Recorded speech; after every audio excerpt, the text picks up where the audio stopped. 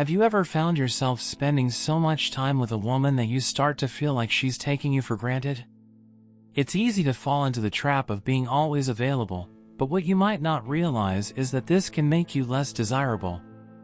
There's an old saying, absence makes the heart grow fonder. It's true, sometimes, giving a little space is exactly what sparks her desire and makes her miss you. In this video, I'm going to share 5 powerful strategies you can use to make her miss you and think about you when you're not around. These tips aren't about playing games, they're about creating genuine attraction by keeping her intrigued and wanting more. Stick around until the end for the best techniques, and I promise you'll walk away with actionable advice that can change the dynamic in your relationship. One of the most powerful yet often overlooked strategies in relationships is learning the art of being less available. Now, hear me out before you start thinking that I'm encouraging you to play games or ghost someone.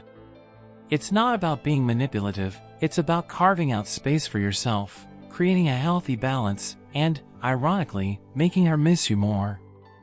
Let me take you back to when I was navigating some of my past relationships.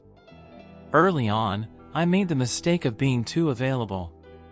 I was always there, ready to drop everything for a phone call, a text, or a spontaneous hangout. At first, I thought that's what people wanted, constant attention. But over time, I realized that my own life was shrinking, and it wasn't because of anything she did, but because I wasn't investing enough time in my own growth, my passions, or my goals.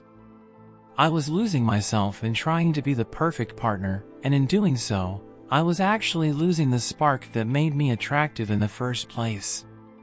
It's counterintuitive, isn't it? We often think that showing up all the time will endear us to someone. But here's the thing, too much availability can actually make you less interesting. When you're always there, there's no mystery. There's no space for longing or curiosity. People need to wonder about you a little bit, to miss you when you're not around. Think about it, the most captivating people in our lives aren't the ones who are always at our beck and call, they're the ones who live full, exciting, and independent lives. People are drawn to individuals who have their own sense of purpose, who are doing something with their time. Psychologically speaking, this has everything to do with something called reactance. It's a theory from social psychology that suggests people tend to value things more when they perceive them as scarce or hard to get. When you're always available, your presence becomes predictable and ultimately taken for granted. But when you're not as readily available, she starts to miss the moments you do share. It's like the thrill of catching up with an old friend you haven't seen in a while. That initial excitement, that spark, it's absent when someone's always around. But here's where it gets tricky, it's not just about physical availability. It's about emotional availability, too. Don't make your entire life revolve around her.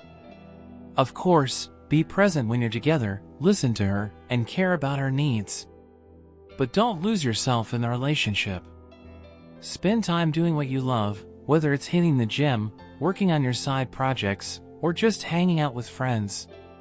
When you're not constantly thinking about her, she'll start noticing the little changes in you, and she'll begin to miss your presence in her life.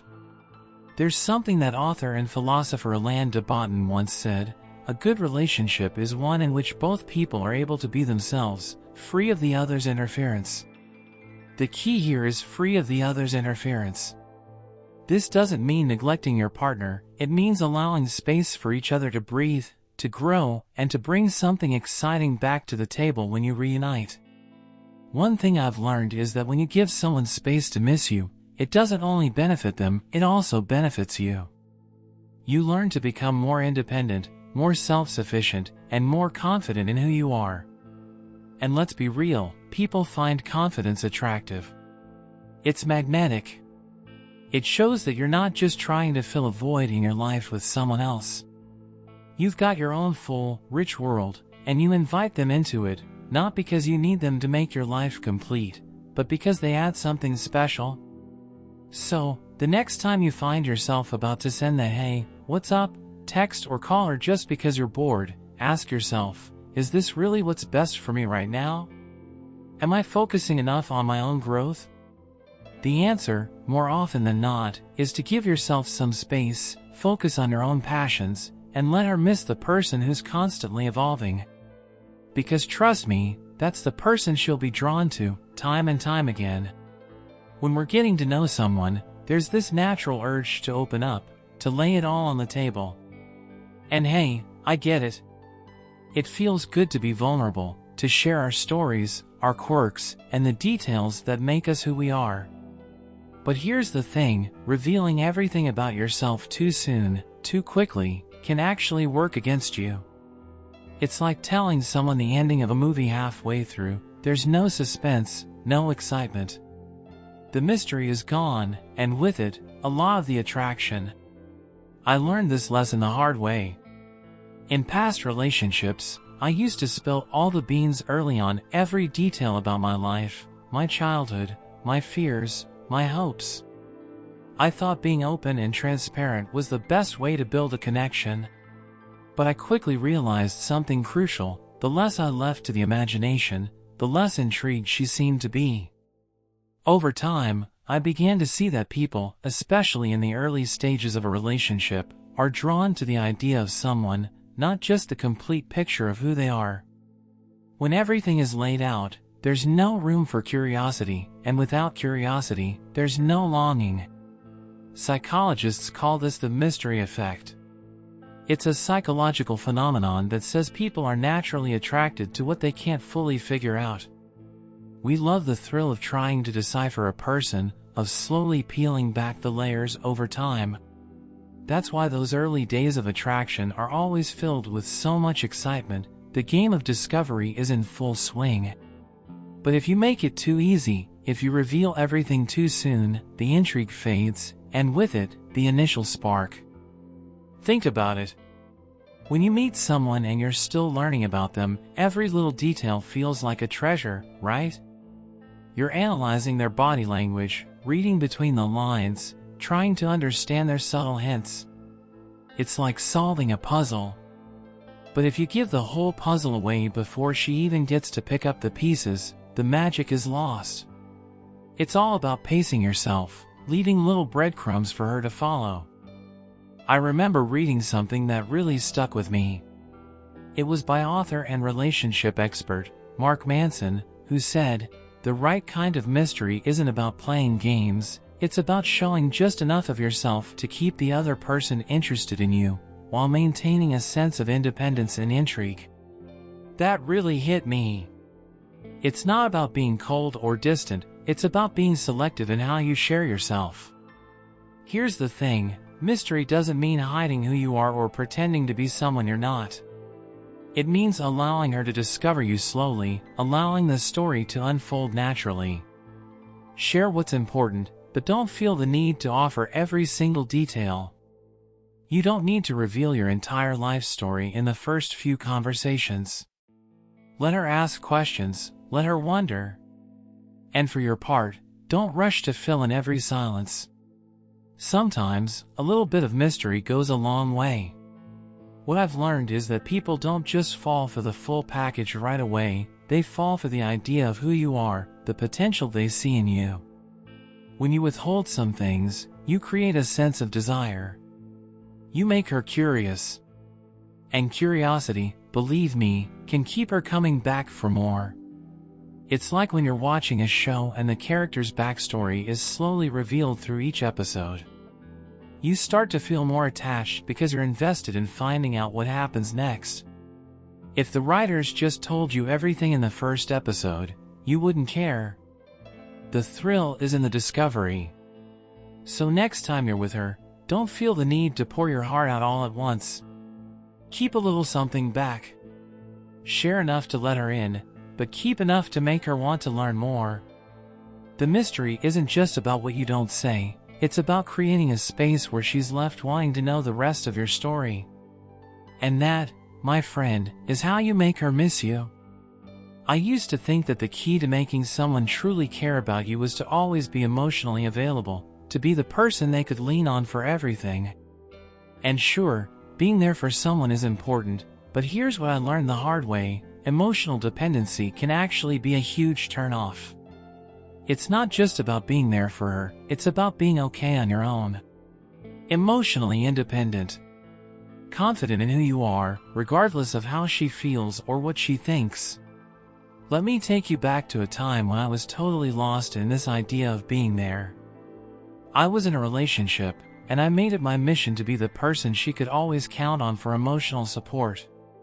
Whenever she was upset, I was there.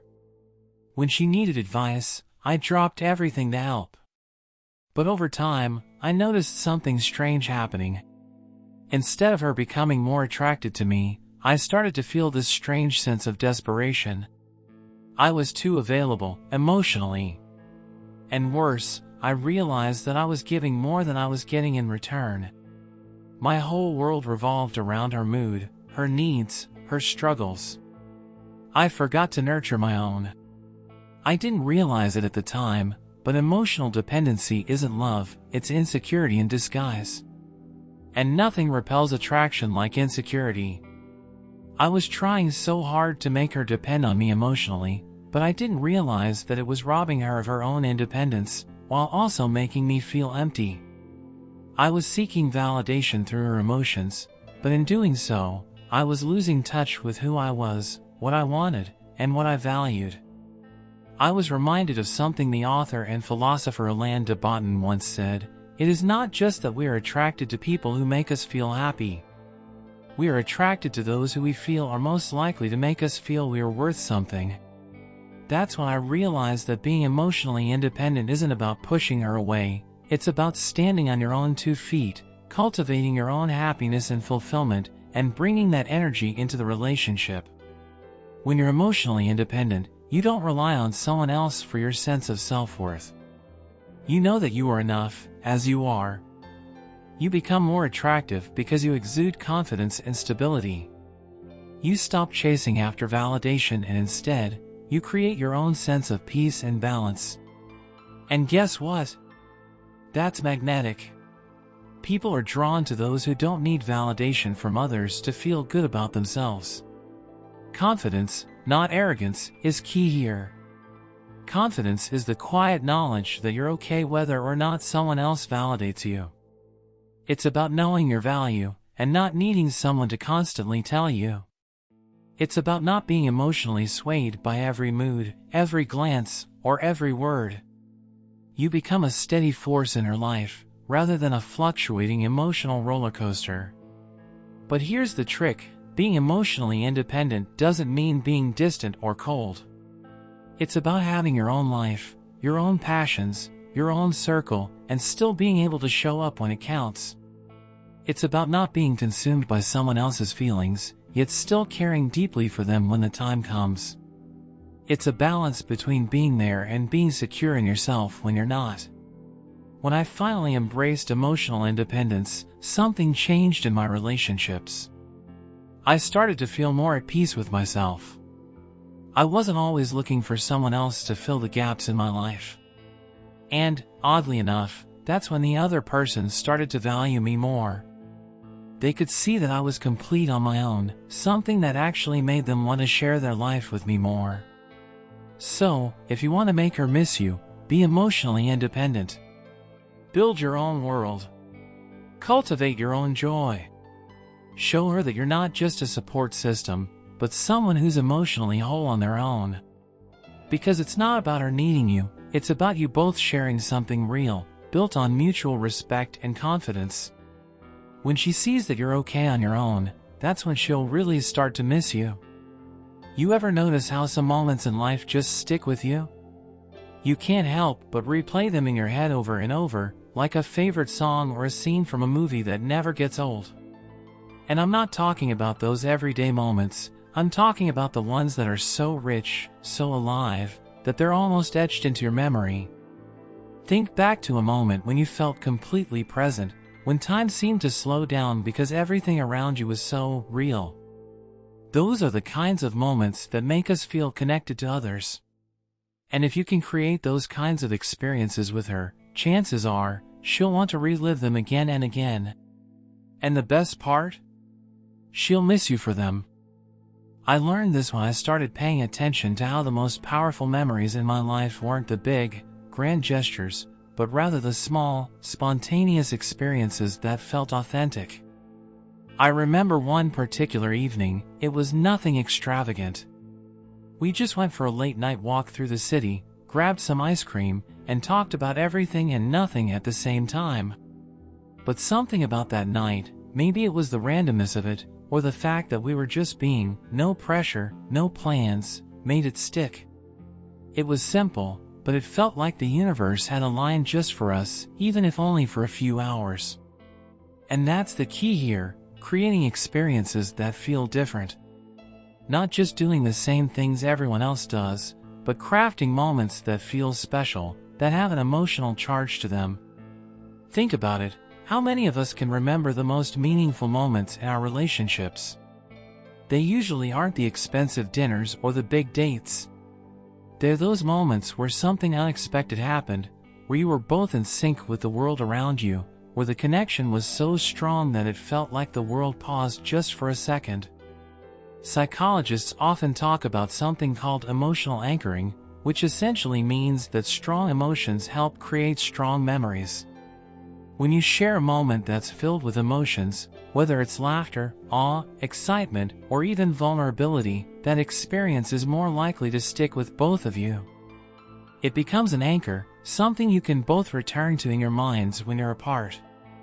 So when you create these memorable experiences, you're not just making memories, you're anchoring your presence in her heart and mind. But let me tell you, this doesn't require a big budget or over-the-top planning. Some of the most memorable moments I've had didn't cost a dime. It's more about being present and creating an environment where she feels seen, where she feels that spark of something real. Maybe it's hiking to a hidden viewpoint and watching the sunset, or taking a road trip with no destination in mind. Maybe it's a quiet night at home with candles, music, and a bottle of wine, talking about dreams, fears, and everything in between. It's those moments that give her something to look back on, something she can replay in her head, something that feels good, not just in the moment but long after it's over. I once heard a quote from the famous author Maya Angelou that really stuck with me. People will forget what you said, people will forget what you did, but people will never forget how you made them feel. And that's the secret to creating those lasting memories. It's not about the specifics of what you do, but how you make her feel while you're doing it. When you make her feel alive, when you make her feel like this moment, this now, is something worth cherishing, it sticks. And those memories will keep her coming back for more, wanting to relive those moments with you. That's when you'll start to realize, the best way to make her miss you isn't through words, it's through experiences that speak for themselves. So, when you're together, make it count.